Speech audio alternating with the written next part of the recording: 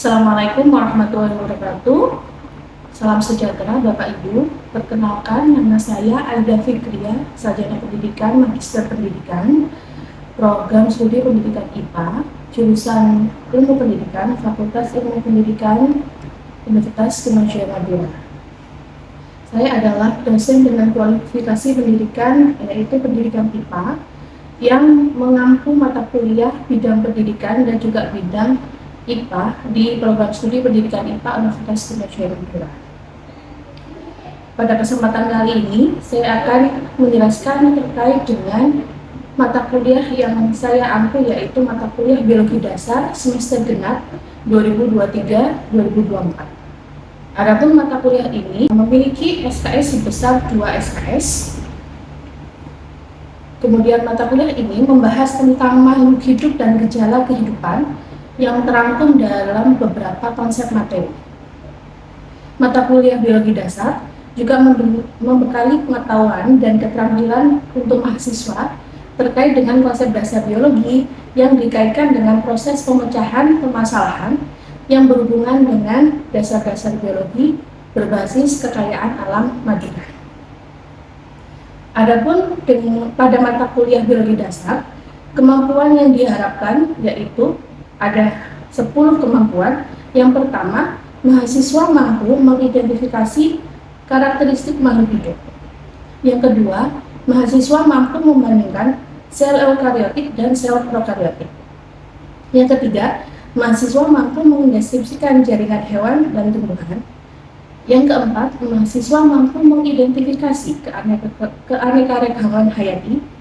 Yang kelima, mahasiswa mampu mendeskripsikan konsep klasifikasi makhluk hidup. Yang keenam, mahasiswa mampu menjelaskan konsep dasar ekologi. Kemudian yang ketujuh, mahasiswa mampu menjelaskan konsep dasar anatomi dan fisiologi makhluk hidup. Adapun kemampuan yang kedelapan adalah mahasiswa mampu menganalisis konsep dasar genetika.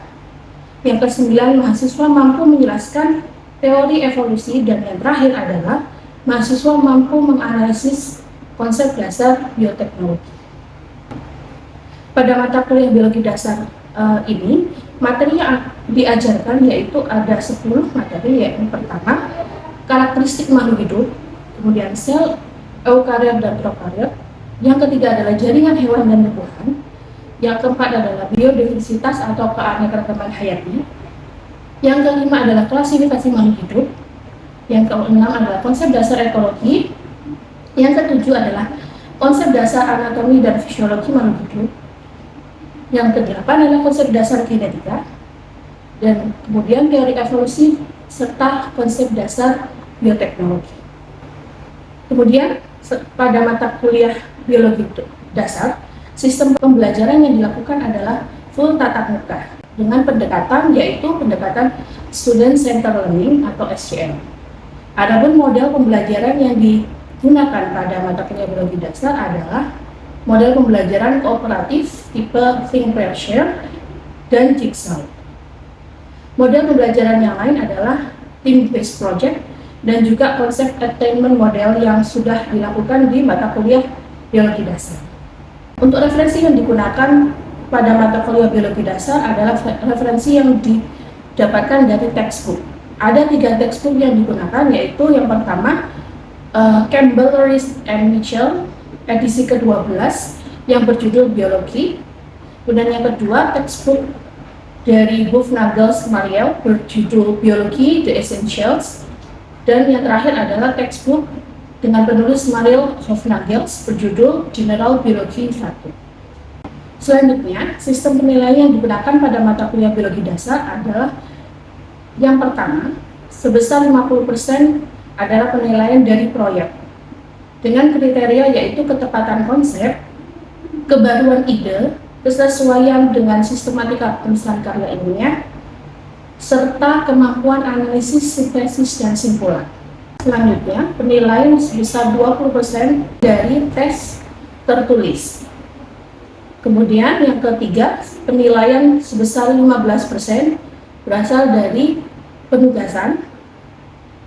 Kemudian yang terakhir adalah persentase 15% berasal dari keaktifan para mahasiswa ketika pembelajaran, baik itu yang sifatnya individu maupun kelompok. Adapun cuplikan mengajar pada mata kuliah biologi dasar yang saya ampu pada semester genap 2023-2024 bisa dilihat seperti berikut ini. Terima kasih. Assalamualaikum warahmatullahi wabarakatuh.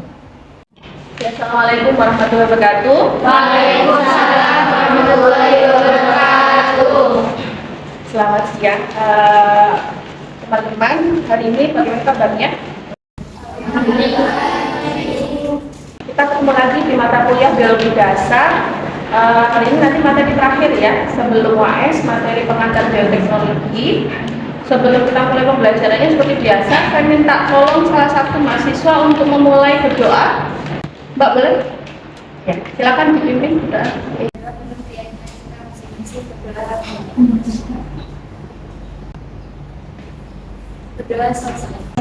Terima kasih Mbak.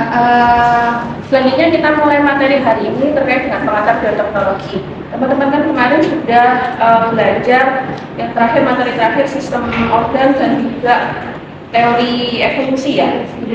Langsung saja ya terkait dengan materi bioteknologi.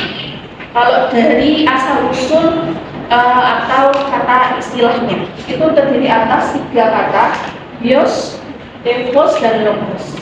Ya, bios artinya hidup, ya. Kemudian tekos itu artinya alat, sedangkan logos adalah ilmu. Semuanya berasal dari bahasa, ya.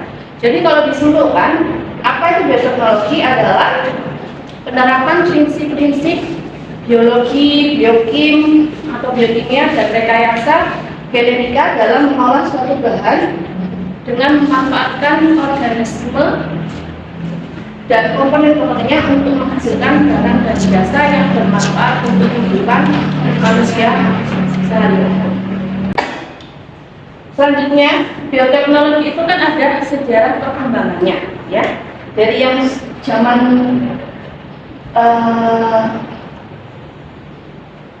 teman-teman belum lahir, 1917 tahun 1917 sampai yang paling recent itu atau paling terkini 1987. Tahun 1917 itu istilah bioteknologi untuk pertama kalinya diusulkan oleh Carl Ereky, ya. Ini pakar bioteknologi yang paling terkenal karena yang mengusulkan ide atau istilah pertama kali. Ada yang ditanyakan sampai sini? Jika belum, kita lanjutkan ya. Kira-kira apa yang kamu tahu tentang metode bioteknologi? Tadi kan kita sudah membahas definisi, sejarah perkembangannya. Metode bioteknologi, kira-kira ada yang tahu nggak metode bioteknologi itu apa? Presiden, ya silakan. Cara yang digunakan untuk memang hidup untuk menghasilkan orang yang menggunakan definisi. Kira-kira ada berapa cara? Ada dua cara, konvensional dan modern. Ada yang bisa menyebutkan nggak? Kalau yang konvensional itu satu saja, contohnya apa? Contoh seperti fermentasi baku itu bisa kita pakai. Kalau yang bioteknologi modern,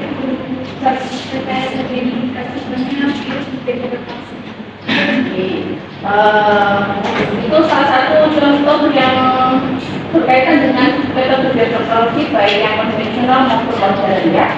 Kita bahas lebih lanjut, apakah benar? Jadi metode bioteknologi ada dua, ya, yang konvensional atau yang tradisional ya. Kemudian yang kedua adalah bioteknologi modern, ya. Seperti yang selalu lihat di tayangan, untuk contoh produk bioteknologi konvensional ini yang sebenarnya sudah sering kita konsumsi sehari-hari ya. Mulai dari yogurt, keju, beras, tempe, ya. Jadi melibatkan di situ ada prosedur atau proses fermentasi, ya. Jadi proses fermentasi itu merupakan salah satu inti dari bioteknologi konvensional. Kira-kira sudah ada yang pernah Kalau tadi kan beda bilangnya yang sering dikonsumsi dalam kehidupan sehari-hari ya. Kalau yang sudah pernah membuatnya,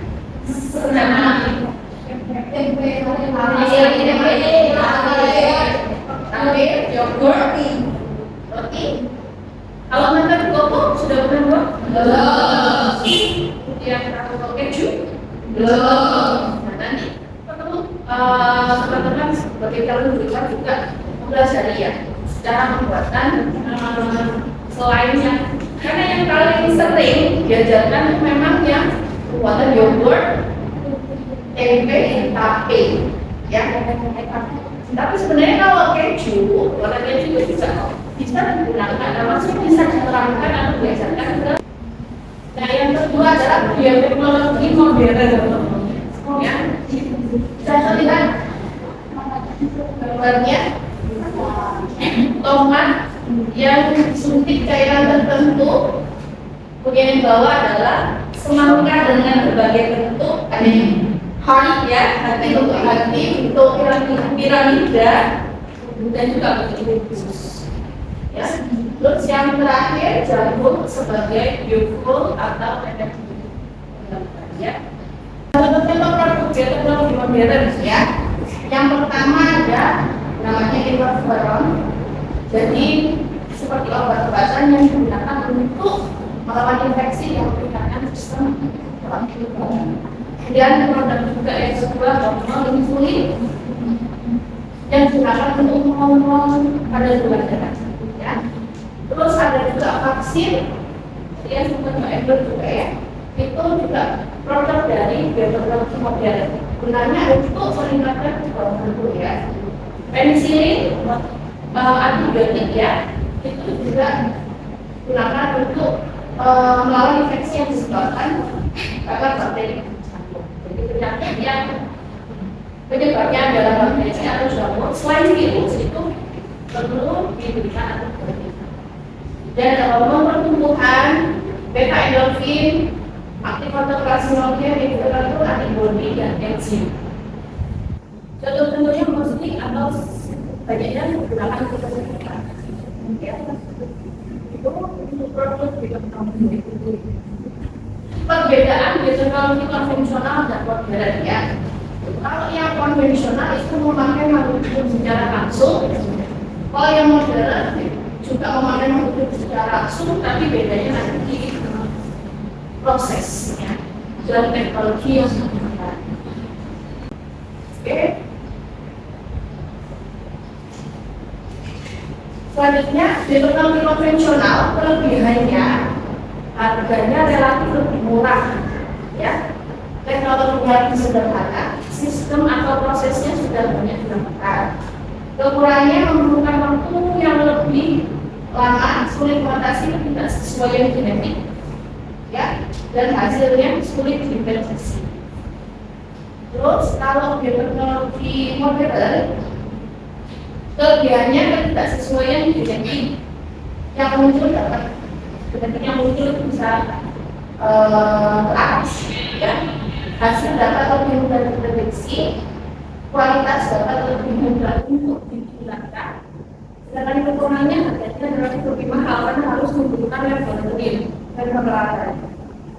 Membutuhkan teknologi yang canggih, sistem yang dimiliki biasanya relatif baru. Jadi perkembangannya kan terus ya, sehingga membutuhkan kajian lebih lanjut. Oke. Nah, apa saja contoh-contoh teknik dalam bioteknologi? Ya, itu ada teknologi fermentasi, enzim, kultur sel, bioful, dan juga rekayasa genetik atau DNA dan protein. Ya. Nah, terakhir dampak bioteknologi itu kan ada dua, dampak positif dan negatif. Yang pertama untuk peningkatan produksi pangan, kemudian peningkatan kesehatan, peningkatan cara pengolahan limbah, dan penyedia bahan bakar alami. Ya. Nah, selain memasak itu ada negatif ya. Jadi dampak negatifnya apa? Kaitan dengan aspek etika atau moral. Kalau dulu terkenal cloning domba. Nah, semakin diperdalam, dikaji lebih lanjut, cloning bisa dilakukan di organisme lain. Sehingga sekarang sudah ada temuan atau kajian tentang cloning manusia. Nah, itu kan aspek moral atau etika ini juga termasuk dalam. Ya. Sampai sini ada yang dulu. Kita belum buat 6 kelompok, masing-masing satu kelompok 5 orang. Jelaskan terlebih dahulu.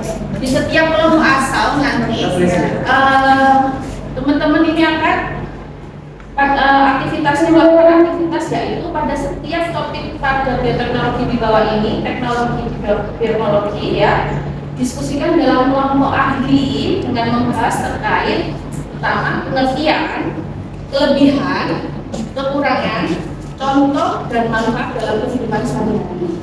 Dan contohnya cukup minimal 2 ya. Diskusi teman-teman nanti di kelompok ahli ya, jangan memaparkan, membagikan kepada teman-teman, pastikan teman-teman yang lain ini memahami, jadi tidak melamun ya saat temannya menjelaskan ya, sekaligus juga menjawab yang ada di worksheet ya. Waktu untuk pemaparan hasil diskusi dari kelompok ahli dimulai dari sekarang, waktunya 10 menit. Topiknya ya, misal Mbak dapat apa? Dari fermentasi ya. Dari fermentasi nanti akan bertemu dengan kelompok lain yang teknologi fermentasi. Nah, nanti diskusi ya, apa maksudnya, kelebihan kekurangannya apa, contoh produknya minimal 2 dan manfaatnya.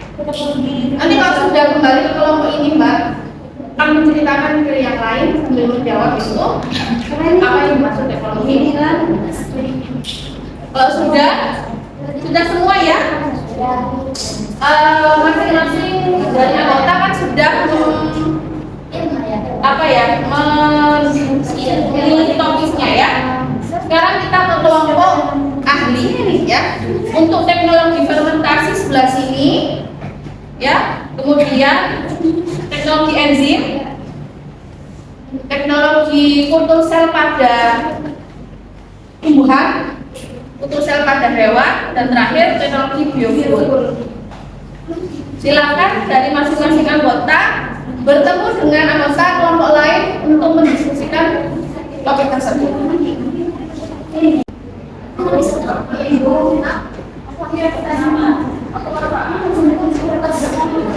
Kekurangan ya, tidak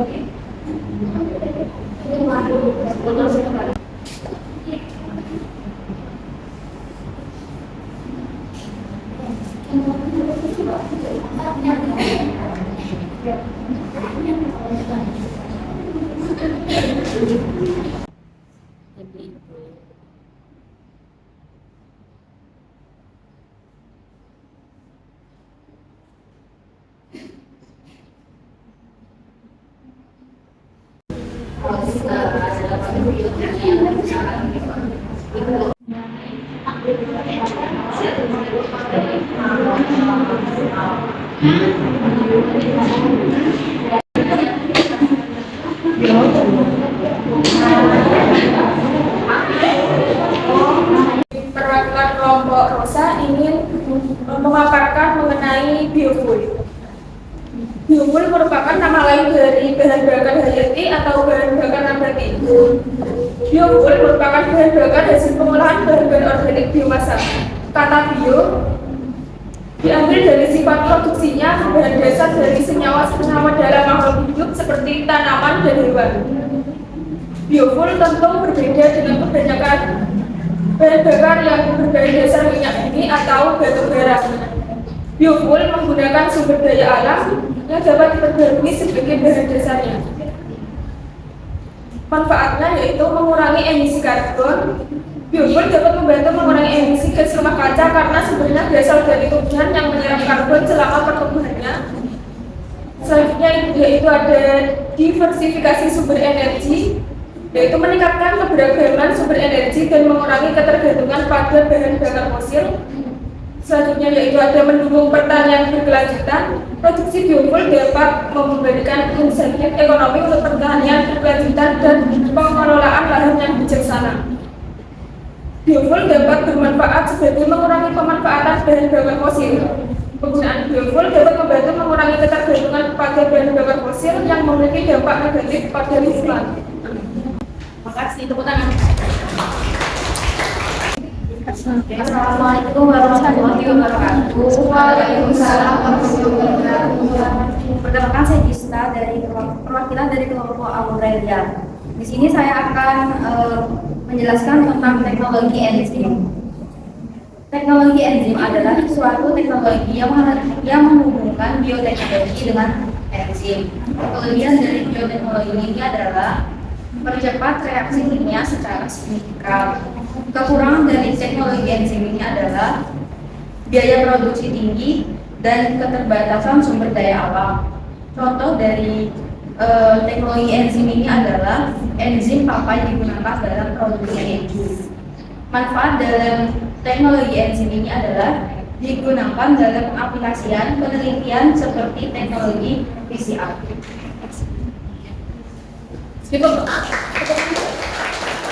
Di sini saya akan menjelaskan tentang teknologi kultur sel pada tumbuhan. Teknologi kultur sel pada tumbuhan itu merupakan metode bioteknologi yang digunakan untuk menumbuhkan tanaman dari sel, jaringan, dan lainnya.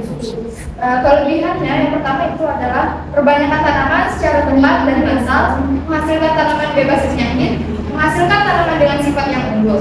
Kekurangannya memungkinkan terjadi mutasi pada sel tanaman, tidak semua spesies tumbuhan bisa dikulturkan, dan lain sebagainya. Manfaatnya yang pertama itu adalah membantu dalam pelestarian genetik langka sebagai rekayasa genetika. Contohnya itu adalah kloning tanaman dan perbanyakan mikroorganisme yang sudah dijelaskan oleh Bu Aida tadi, seperti anggur tanpa biji atau anggur buska.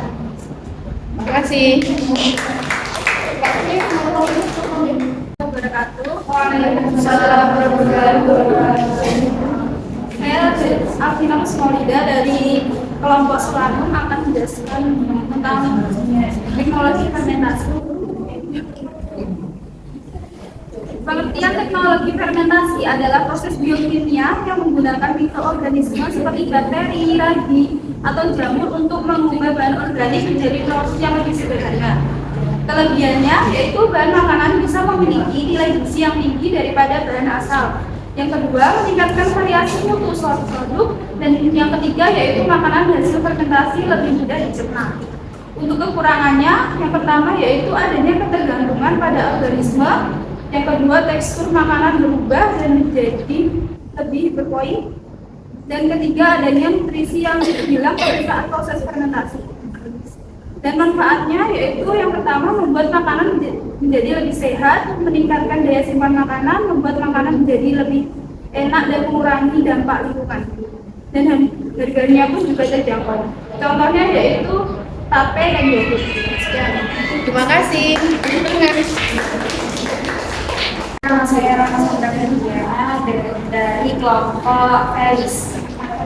Di sini saya akan memaparkan tentang teknologi kultur sel pada hewan. Untuk pengertiannya sendiri, kultur sel pada hewan merupakan proses penghilangan atau perpindahan sel dari hewan ke dalam medium terkontrol yang sesuai kebutuhan sel tersebut. Nah, untuk kelebihannya adalah homogena sel dapat dipertahankan lebih mudah. Lalu yang kedua, memudahkan mempelajari penyakit genetik menggunakan sel hewan. Lalu kekurangannya yaitu biaya yang diperlukan tinggi atau mahal, keterbatasan dalam mempelajari sel-sel tertentu dalam konteks organ atau sistem hewan. Beralih ke manfaatnya yaitu penelitian dan pengembangan ilmiah. Yang kedua, produksi vaksin dan obat-obatan. Yang ketiga adalah konservasi spesies. Contohnya yaitu produk makanan dan nutrisi seperti yogurt, keju, produk susu fermentasi, dan lainnya. Dan yang kedua yaitu reproduksi hewan seperti kultur sel. Oke, dimulai. Sebenarnya sudah memahami apa yang sudah dipaparkan oleh teman-teman, itu kita penilaian sebentar ya dengan kuis. Silakan Kita mulai ya penilaian topiknya.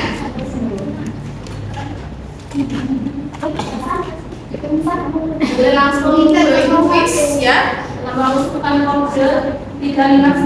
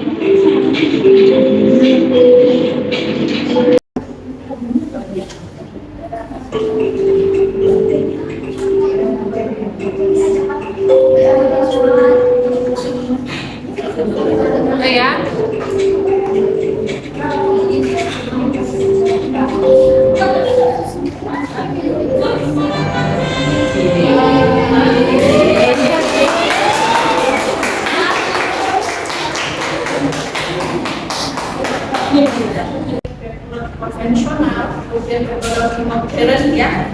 Ada tadi yang didiskusikan dikelompokkan ada 5 teknologi berinteraksi, teknologi enzim, teknologi pembuluh sel pada hewan, teknologi pembuluh sel pada tumbuhan, dan juga teknologi biofluid. Ya, jadi dari 5 itu sebenarnya yang termasuk bioteknologi konvensional adalah teknologi fermentasi ya. Selain itu yang lainnya merupakan contoh dari teknologi ya. Jadi apa yang bisa kita simpulkan hari ini terkait dengan materi teknologi, boleh salah satu membantu menyimpulkan hari ini kita belajar apa? Silakan angkat lagi. Baik, hari ini kita belajar mengenai bioteknologi. Bioteknologinya sendiri seperti yang sudah dijelaskan Bu Aida tadi, terbagi menjadi 2 metodenya, itu bioteknologi konvensional dan modern. Bioteknologi konvensional itu yang berasal dari hal-hal yang bersifat tradisional, sementara modern itu yang sudah pada era modern misalnya sekarang. Contohnya itu bioteknologi konvensional fermentasi, sedangkan bioteknologi modern itu seperti kultur jaringan hewan, tumbuhan, enzim, dan terima kasih ya. Pembelajaran hari ini sudah selesai ya. Semoga ilmu teman-teman bermanfaat. Sedikit dari Bu Aida, kalau kata dari Bu Aida, semoga dimaafkan ya. Sampai ketemu di semester berikutnya. Kita semoga sehat selalu. Kita tutup dengan ucapan alhamdulillah.